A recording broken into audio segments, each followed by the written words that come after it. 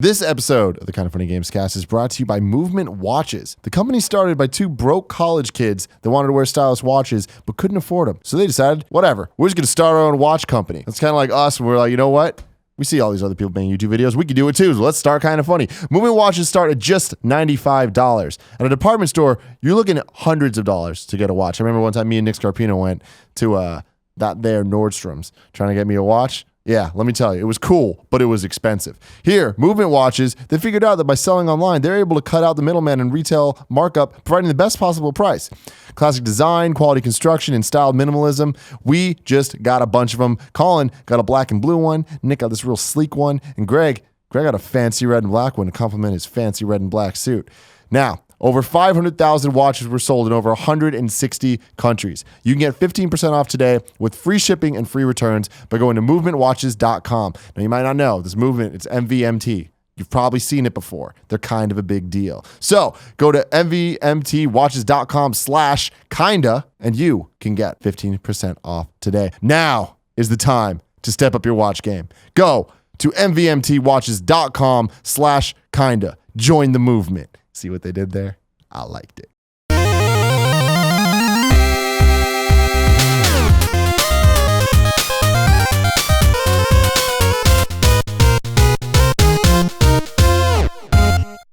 And yeah, there's a reason in both. I mean, you really nail it when you say they complemented each other. Is that for me, when I think about the N64 and PlayStation 1, right?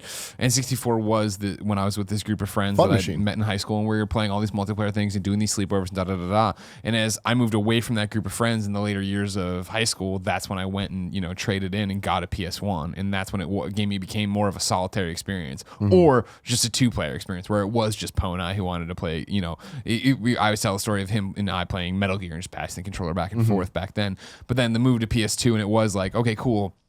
People in college are going to watch me play GTA. They're going to come in, or they're going to come in and we're going to do SmackDown, but we're going to do one-on-one SmackDowns. We're not going to do this. And it didn't matter. We weren't missing that. I don't remember sitting in college with a room full of people having them go, oh man, I want to play and I wish we could all play together. That wasn't the thing. You were enjoying the competition, whether as two players or you were just enjoying somebody playing a game and seeing what it looked like and doing these different things. Yeah. Like, that was always such a weird thing. We just talk about it at lunch, right? Of like how we make Let's Plays. Or we were talking about it not at lunch in the call we just had with Jordan Smith, where Jordan's like, honestly, I don't watch the Kind of Funny Let's Plays. That's just not who I am. And we're like, no, we don't watch Let's Plays either. That's not who we are. It's funny that I say all that and I agree with that, but the fact is, I used to have an audience for me playing Resident Evil, Code Veronica, for me playing GTA, for us playing Smash. Like, there was people, our dorm room would be filled with people watching people play games and not wanting to play, not being like, I have next, just wanting to see what this was all about. Yeah. No, it was a very interesting time. I think that the N64 specifically kind of ushered in a lot of experimentation and just kind of pushed the level with a lot of things. Like, there was the Rumble Pack, the analog stick, and the expansion pack, and all these kind of new different ideas, and as well as the 4 controller ports on the system itself. But in addition to that, like, I feel like when you look at the library of games, when it's not just the highlights that we talk about, the N64 era really did a lot for Nintendo franchises in terms of broadening everything, like the spin-offs and stuff. Like, there was Pokemon in the Game Boy, but then Pokemon Stadium and eventually Pokemon Puzzle League, which was the Tetris Attack version on the N64. Like, those things were great, but it was really what it did for Mario was kind of where the birthplace of where it's at now. Sure. Between the Mario Party games, Smash Bros, Mario Kart really kind of becoming more of a phenomenon instead of just another game that's out. And the Mario Tennis, Mario Golf. Star Fox. I look to you guys to correct me if I'm wrong, seeing as how I didn't have legs in the SNES or NES era, but I feel like this was the first step to them moving away and becoming the Nintendo they became, right? Like you're talking about as SNES was RPGs, and then this is the fun machine. This is what this is. And what have I talked about? How much I like playing with the people, how much I like tossing in a bag. All right, our next console has 4 ports and a handle on it, right? And it is sequels to all these games. We're making another Mario Golf, we're making another Mario Kart, we're making this is the first time they alienated third parties. The cartridges were super unsavory to a lot of third parties. That's Square. Square made. I don't know if it was like what it was particular. I think it was It's just tech demo. Yeah, Final Fantasy 6, 7. right? It wasn't it? 6? I thought it was it 7 characters or 6 characters? It was 6 characters, but it was 7. Right. Like it was like a demo for what 7 could be. And they abandoned Nintendo because they were like, well, what do you, like? I think a lot of people were like, what the fuck are you doing with cartridges? It doesn't make any sense. Now they were way more expensive. They didn't have as much memory. Yeah, and there were advantages to cartridges, limited ones. I mean, the load times were great, all that kind of stuff. The way the games were rendered were different, so you had more and you had more the game without a memory card. Although N64 still had memory cards for some games, and that was it was weird. I mean, the N64. That was. I think that I do agree with you. I think the NES sold better than the SNES, which sold better than the N64, which sold better than the GameCube. So the decline was already happening at that time. But they definitely went out of their way to alienate people, and that's what they do to this day. So I agree with you. I agree with you there. Because third-party games were really. I mean, first party was so strong on NES, and I think less so on SNES, but very important to those ecosystems. And N64, it was all that they had. Yeah. When you really think about it, there were great third-party games on there, but not many. I mean, like Well, so that's the thing is like I have this whole really long list of just games, and the thing is, a lot of them aren't amazing games, but a lot of them were at the time awesome. It's just now when you look back, it's like, oh, they were kind of trash. But they all did things that were interesting. Like for example, 1080 snowboard. Yeah.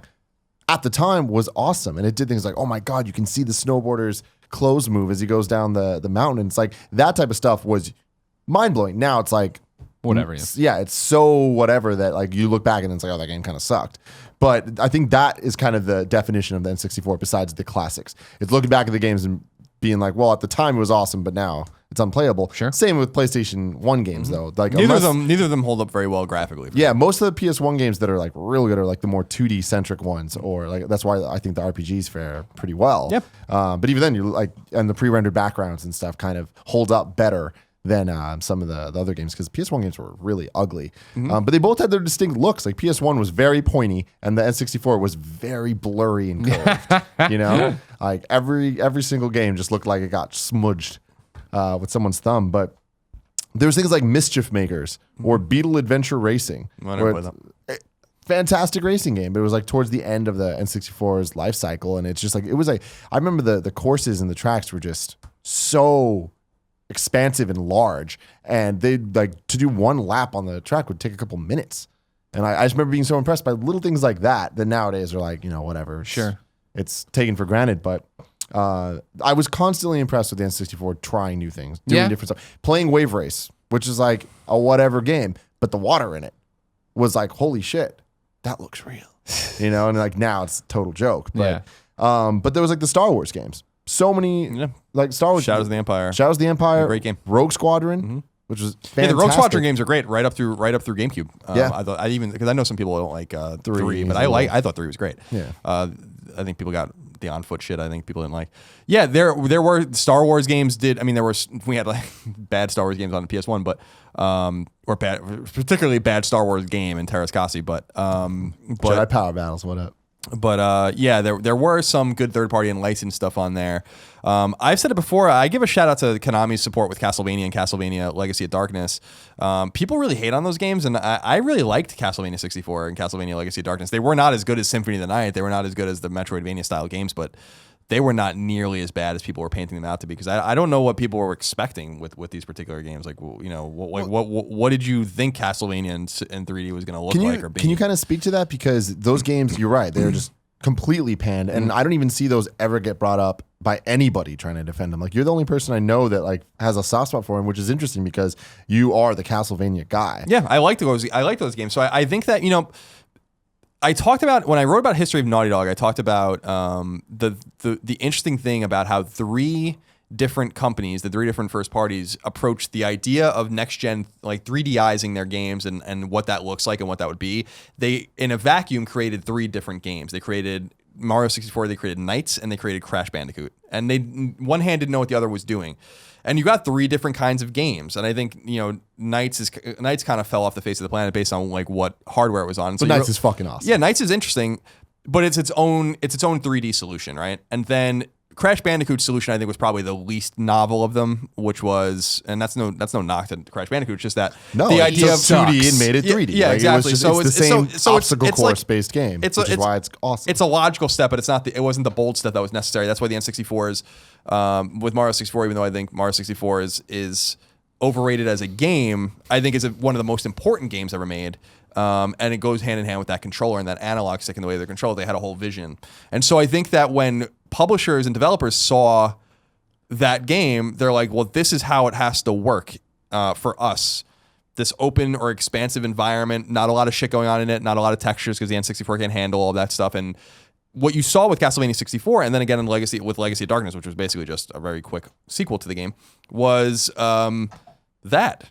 And I'm like, well, what's so bad about it? Like I remember playing it and being like, why does everyone hate this game? I don't think it's as good as Super Castlevania. I don't think it's as good as the NES trilogy or anything like that. But this is a good game. Like, so when I hear people, I really feel like people didn't even play it. Like, I really feel like this is like one of these things that has just rolled down the hill over the last 20 years. I'm like, you didn't even fucking play Castlevania 64. You guys like, yeah, it's maybe the worst Castlevania game up to that point, but it doesn't mean it's bad. Mm-hmm. Yeah, it's not Castlevania Bloodlines. So like, who cares? Like those, we got those great games. This is something different. And I bring up those different examples because I think Konami saw the Mario 64 example or going in that direction with the N64's controller and be like, this game makes sense for the way we're doing things. Like, yeah, it was a little cumbersome. I haven't played it in years. I haven't played it since high school. But I was hard on games then too. And I don't remember hating that game at all. So yeah, I don't understand that, but those as third-party offerings stand out to me amongst a small pool of third-party games that I actually really liked on N64. So what do you think of Shadows of the Empire? Shadows of the Empire was great. So I remember there was a place called Game Exchange when I lived in New Hampshire, and I had no money. I was spending all my money on PS1 RPGs and stuff like that. And I used to go to this place and pay $5 an hour, and I would play it. Like there was like TVs set up or whatever, and you'd pay them, and like you pick out your cartridge or your system or whatever. And that's how I experienced most of that game in the beginning, was that way because everyone was talking about it, and I was like, well, I'd rather just enjoy my PS1, and buy games that I think I'm gonna get 50 hours out of or whatever. And that's what I was doing. I was obsessed with Xenogears and well, the Xenogears was later, but at that time, whatever it was, Final Fantasy Tactics Ogre, and that kind of stuff. So that was, I have very clear memories in snow-filled days in New Hampshire when I wasn't playing hockey or whatever, going to the store. And that was like my earliest experience with that game. And my friend Jacob, who I played hockey with at the time, I remember his dad was a UPS driver. I don't know, I remember all this stuff. And I remember him going to Toys R Us after practice and picking it up. And I was really quite enamored by it, but it's not one of those touchstones for me, honestly. I think it's a great game. Mm-hmm. I think that the Rogue Squadron games are way more important. Yeah, I agree with you on that. And then shout out to Episode 1 Racer, which again is a perfect example to me of a lot of the N64's catalog where it's not a perfect game, but damn, I had so much fun with it. A lot of fun. That's a solid 7. Like maybe like 6.57 game where it's like it was a fun game to play with your friends, and especially at the time it came out and being able to play with 2 N64 controllers and like be like it's actual pod racer. That type of stuff was awesome. I think the N64 had a lot of fun multiplayer racing games. Obviously, there's Mario Kart and Diddy Kong Racing. But even in addition to that, things like the Cruisin' series, Cruisin' USA, Cruisin' World, Cruisin' Exotica, like those are and Rush San Francisco. And don't forget about Road Rash 64. And there was Road Rash 64. Which, again, not a good game, but a fun game. Yeah. We played that all the time. But that's awesome, though. It's like there was so much of that. Yeah. And like that's kind of what mattered the most in terms of those type of experiences. Sure. And that's why, again, the PlayStation was the RPG kind of like real game thing or whatever. Yeah, that's the thing. Like you could come home. Games are here. You came home with a bad game for N64, but if it was multiplayer, you were having fun horsing around with it, making fun of it with your friends, right? Like I always go back to something that no one ever talks about is that Superman 64 had a multiplayer game, and me and my friends would play it because it was just so broken and stupid. But it would be, you know how I laugh and I can't breathe. It would be that. Because the game we created, you're supposed to shoot each other, but what it would inevitably be is that one person would go and hide, and like you're in spaceships. Even if you're Superman or Lois Lane, you're all in spaceships. And they all look like little bullets. You're just in them, and you'd fly around, and you're supposed to shoot each other. They control terribly, but the arenas were so ginormous and you were so small. What one person who was it would do is drive up to a wall and just stare at the wall, and then you'd screen cheat and look. All right, he's looking at a purple wall, and it would take 20 minutes of going through these giant arenas, scanning giant walls, looking for it, and then you'd find him, and then it'd be a dogfight finally. But that Road Rash, which was it was not the Road Rash we fell in love with, but it was. I always played as this guy who looked like Albert from WWE, who if at the time was in TNA. Remember that with Trish Stratus and all that? And so whenever we'd win or whatever, somebody would do a Trish Stratus impression. And it was like not fun, but it was fun in that way of like playing this bad game, going through swing chains, trying to attack each other in between this or in between GoldenEye or Perfect Dark or whatever you wanted to play. Well, I mean, a perfect example of that for me is Star Fox 64. Amazing game, one of my favorite games of all time. The multiplayer was horrible. But how many hours did I put into that shit? So many. Just constantly flipping over each other. And it's just like, it's a nightmare to watch. 4 screens all just like doing barrel rolls and full flips and stuff. And I'm like, for some reason, the N64 just brought it out where it's like everything became competitive and fun to just mess around with. And there was a lot of mistakes too, even on the first party side, like Yoshi's Story. Yoshi's Story was bad. Yoshi's Island, one of my favorite games of all time. And then they just shat this thing out, which was kind of their Knights answer, like in terms of the Crash Mario 64 Knights thing. And the 2.5D, it just didn't work. And unfortunately, they've driven that series more and more in that direction over the years. But going back to what I was saying about like Mario Tennis and Mario Golf and all the spin-offs and stuff, Paper Mario, like Super Mario RPG was the real first foray into it. But Paper Mario, fantastic in terms of, you know, kind of really aligning what would now become the Paper Mario franchise, or the more Mario and Luigi franchise on the GBA, because Paper Mario went a little bit more actiony than RPG. But back on the N64 and especially GameCube, like those games were great. You know, like they're so funny and so just smart. Yeah. Especially for a Mario game. Giving it a real story, giving all these characters and like the Toads and the Koopas and stuff. Like there was the Ninja Koopas and all that. Like it was just awesome. F-Zero X, like that, another arcade racing game, but like that was one of the few that stand out that wasn't bad. Like that was legitimately good, and multiplayer in that was super fun. And the frames per second on that, like that must have been like 60. Like it was crazy fast, and super impressive. And another thing that like really pushed the N64 as being this thing that was like, man, this is crazy that a video game like can be this cool. Then there was Hey You Pikachu. That was a thing. But again, like there was Seaman on Dreamcast, but like Hey You Pikachu, you're just sitting there attaching a mic to your controller, talking to your Pikachu, throwing fucking apples at him. I'm like, who thought this was a good idea? But it was weird and different. I rented it from Blockbuster. Sure. Thank God I didn't buy it. Yeah. A lot of rentals. That was definitely the period of rentals. Yes, definitely. But Pokemon Snap. Yeah. Perfect rental game. Man, you could beat the shit out of that in a weekend. And it was super awesome, but not much after. The Banjo-Kazooie games, Banjo and Banjo-Tooie, I recently was playing them for the first time when we played the Rare Replay stuff. I missed out on that. I'm not too big into the collectathon stuff, but yeah, I mean, by that point, I mean, yeah, everyone played those games or rented them or knew someone that had them, and everyone messed around with a lot of these games. Because the thing about N64 that might be lost on a lot of people. It's just that there weren't that many releases. It got dire by the end. You talk about a lineup that dries up, where it was like just holding onto this machine for Conker's Bad Fur Day. It was like 9 months until that was coming out. And Jet Force Gemini and all these other games, like they were good. But again, I was so immersed in PS1 that like I really didn't give a damn about a lot of these games. Like people really loved some of those games actually, and I respect that. I was gonna say that. The last N64 game that I remember, I think, buying or playing was Dr. Mario, which was a super late release. And I have a soft spot for Dr. Mario. I'm like a Dr. Mario savant. I love that game. And it was cool to see it make the jump to N64. And if I remember correctly, it was budget priced. Mm-hmm. It was like $40 or something like that. Something weird. 30. 30, yeah. Something really cheap. It came out right after Majora's Mask, I think. Yep. And it was when Pokemon Puzzle League also came out, which was just Tetris Attack, which is... So there was it wasn't. I don't think it was super bad at the end because again I was just looking for those complementary games. Like PS1 was still PS2 was on the horizon. I had Dreamcast at this time now, so the N64 was like starting to gain a lot of dust. But I've always appreciated and respected the console, and there were a lot of people in my life that were really into it, like really loved Nintendo 64. And I was actually one of the only people that had a PS1 in my group of friends. Because I had more of the sensibilities of... You're talking about JRPGs, but PS1 obviously dominated JRPGs, but PS1 had fighting games. PS1 had a lot of... Like, there were 2D side-scrollers or 2D games were not even found on N64 virtually at all. So, like, there was a lot of touchstone genres there for me where I was like, why would I ever move on to, like, make N64 my main machine? There's just not enough games, and even if there were, even then, I mean, I loved playing GoldenEye with folks in Mario Party and stuff, but I liked my, Hybrid Heaven or something like the experiences that I can play by myself.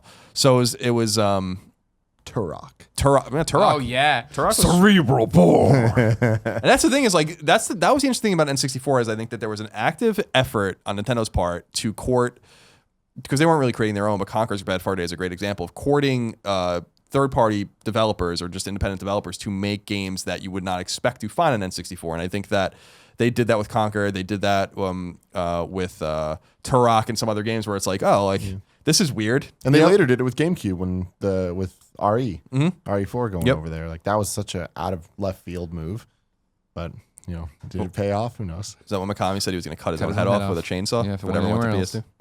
My God. Yikes. What else is on your list? You still haven't talked about the Zeldas. Well, I mean, Ocarina of Time. we talked about them. Majora's Mask. But if you're talking about this, we need to say how awesome they were. Yeah, they were. I mean, obviously, like those games. Those in Mario 64, special. like I could talk about forever. They're very special games. So good, and as well as Star Fox. But what else is there? Could you talk about Rainbow Six? No, because that was a rental. That was a blockbuster. Rainbow Six? You talking about the original one? Whatever one that came to N64 one was. That was awful. Me and Poe and I rented it, put it in, played 15 minutes of it, knew it was bad, but we were committed to the rental. And then in the other room, the water tank exploded. We had to call my mom and try to shut off all this rushing water in our house. Shit.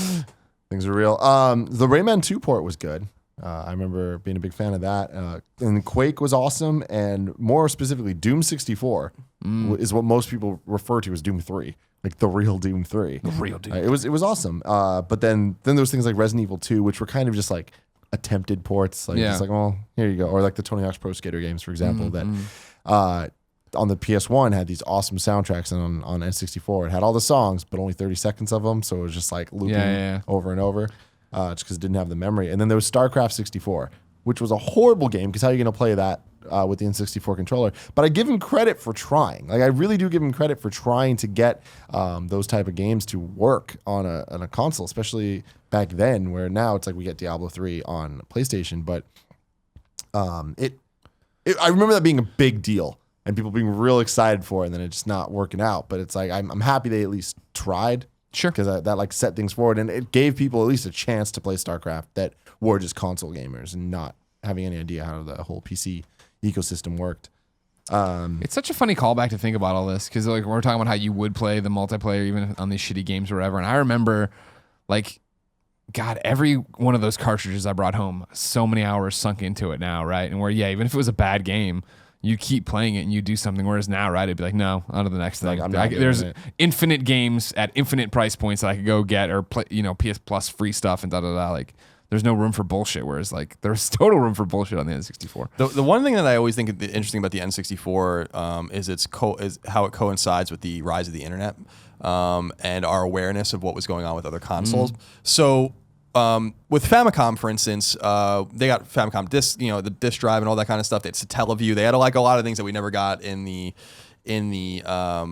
West. That was quite ahead of its time. I mean, the NES could connect to some sort of prototypical internet, and get like weather reports and all sorts of weird shit. Was that NES? Wasn't it Super Nintendo? I think it was NES that first went on. Yeah, first had like the weather report and stuff. I could be wrong. We'll research and put a little note here if I'm wrong.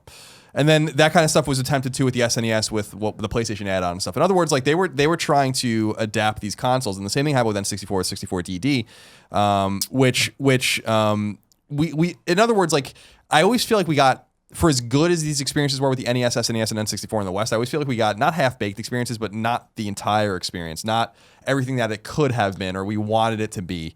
And I feel like N64, the only reason I say that is because N64 was at a time when I was reading fan sites and going online and going to forums and message boards and stuff, and you would hear about all these mysterious things that were happening. Well, even games like Custom Robo or Sin and Punishment. Yes, Sin and Punishment was a huge example. I mean, the fact that ever came out here at all, which it did much later, was a huge thing. People wanted Sin and Punishment forever. I don't know if they were happy that when they got it, but I'm not familiar with Sin and Punishment. Sin and Punishment came out a few years ago, didn't it? Like, wasn't it a Sin Wii? and Punishment 2 came out on Wii. Oh, Wii. Okay, so I thought the original one came to Virtual Console though. Ooh, I don't even know about that. But it's a great game. It's like it's kind of Star Fox-esque, but you're a character going through, but it's like a on-rails-y shooter thing. It was super awesome, at least 2. I didn't play 1. So, yeah, I feel like that was, and that really happened to at the nth degree for me with PS1, and then going back, it really struck me with SNES, especially the role playing games we weren't getting, whether it was what was it, Bahamut Lagoon and Treasure Hunter G or whatever the fuck these games were from Square, where you're like, or Live Alive or whatever the fuck those games were, where I was like, what are these games that? And so and I remember when I went to Japan for the first time, I saw these games on the shelves and I was like, holy shit, like I was obsessed with these games when I was a kid. I have no idea what the fuck they even are. I just wanted them. Because I couldn't have them. And I think about that with N64 as well, because that was really the first one where I was like, wow, there's a whole thing we're not getting here with this. And then, of course, the internet started to talk a lot. And we would hear about Space World and all this kind of shit. And then you would hear about Project Dolphin and all that kind of stuff. And the N64 to me was like the little engine that could. It really was. Metroid. No Metroid, and that kind of existed to this day. It's the same reason why there was everyone's like, where's F-Zero or even Mario, the real Mario game on Wii U. It's like something's always weird that's missing from one of these consoles. Yeah, no Metroid was disappointing, but we got a hell of a lot of Metroid later on, didn't we? Oh, we did. Yes, we did. Donkey Kong 64, man, that was one of those games where I didn't have an expansion pack for a long time. And eventually, when my friend let me borrow Donkey Kong 64 with his expansion pack, I played it through, and I love Donkey Kong Country, 1 and 2 specifically. And Donkey Kong 64, I was just like, even then, I was like, I don't like this. Like, this is not fun. This is like not Mario 64, and it's not even what I had experienced of Banjo. I'm like, this is just a collectathon for no reason. And it's one of those games that surprises me when people are like, oh man, I love that game. I'm like, damn. Well, so everyone always says, and I think we're all victims of it, is the rose-tinted glasses. Like, if that's what you had, then that's what you liked, because what were you going to do about it? Road Rash. 64. All right. That's the end of our Nintendo 64 little love fest. Let us know in the comments below what your favorite games are, and if it's Blast Corps, because that's the one game we didn't talk about. But let us know in the comments, and I can't wait to hear from all of you.